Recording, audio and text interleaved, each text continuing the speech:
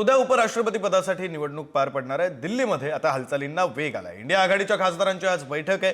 बैठकीमध्ये खासदारांचं mock poll घेण्यात येणार आहे। आघाडीतील समन्वय आणि इतर मुद्द्यांवर सुद्धा चर्चा होणार आहे।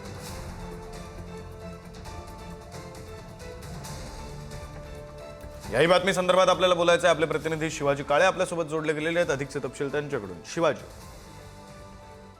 अगदीच एनडीएच्या सर्व खासदारांची बैठक राजधानी दिल्लीमध्ये आज होणार आहे आणि यामध्ये सर्व खासदारांना चर्चासत्रादरम्यान कशा पद्धतीने मतदान करायचं आहे या संदर्भात माहिती दिली जाणार आहे। त्याचबरोबर अलीकडच्या काळात पक्षाने घेतलेले जे निर्णय आहेत ते जनमानसापर्यंत पोहोचवणं अपेक्षित आहे। त्या दृष्टिकोनातून हे चर्चासत्र महत्त्वाचं आहे।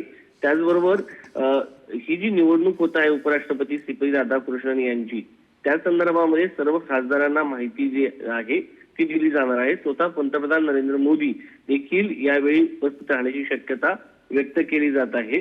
कारण 9 तारखेला स्वतः पंतप्रधान नरेंद्र मोदी हे पंजाबसह देशातील ज्या भागामध्ये पूर आलेला आहे त्या भागामध्ये मतदान झाल्यानंतर पाहणी करण्यासाठी जाणार आहे। त्यामुळं आजचं जे चर्चासत्र आहे ते एनडीएतील घटक पक्षांसाठी महत्त्वाचं मानलं जात आहे। बरं, धन्यवाद शिवाजी या सगळ्या माहितीसाठी।